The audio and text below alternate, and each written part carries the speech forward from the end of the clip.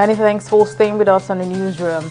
The Nigerian Army and its Turkish counterpart have pledged to strengthen military bilateral relations to tackle terrorism.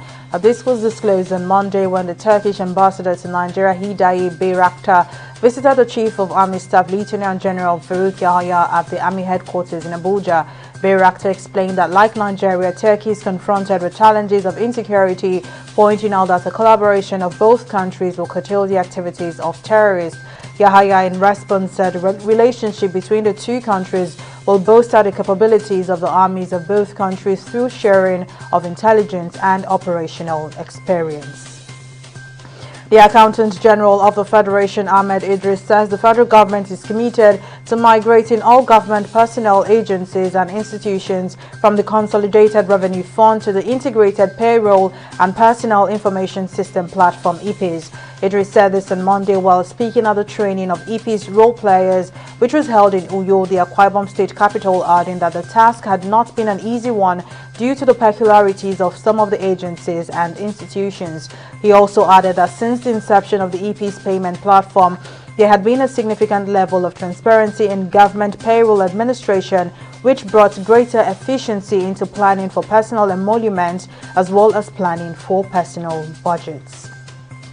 And the Niger Delta lost over $10 billion within 20 years when the petroleum industry bill was lying dormant in the National Assembly without presidential assent, the chairman of Ijaw Community Success, Jack, has said. Jack, who said this during an interview, added that although the 3% equity sharing and the Petroleum Industry Act allocated to host communities was small, they would continue to push for better concessions through further amendments in the National Assembly. He further called on all Niger Delta governors and National Assembly members from the Niger Delta to forge a united front and undertake vigorous political lobbying in order to attain the minimum 10% required for host communities. And civil servants in the Edo Ministry of Health have been given a 7-day ultimatum to get vaccinated against the COVID-19 pandemic. The ultimatum was contained in a memo issued by the Permanent Secretary of the Ministry, Frederick Irabo. The memo notes that any staff member who fails to get vaccinated within the period would not be allowed into office. And in business, the Minister of Communications and Digital Economy, Issa Pantami, says the contribution of the Information and Communications Technology (ICT) sector to Nigeria's gross domestic product (GDP) in the second quarter of 2021 has risen to 17.92%. The minister added that the growing contribution of the ICT sector to the GDP is as a result of the commitment of the present administration to the development of the digital economy. Pantami also renewed his call to all sectors to take advantage of the federal government's new focus on the digital economy to enable and improve their processes through the use of ICTs. And more than 44,000 people, 45% of them children, are currently declared missing across Africa, the International Committee of the Red Cross (ICRC) said in a statement marking the International Day of the Disappeared.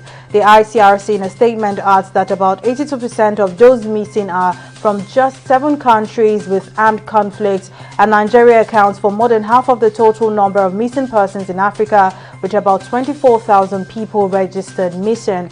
The committee further adds that restrictions due to the COVID-19 pandemic are hampering efforts to find victims and reunite them with their families.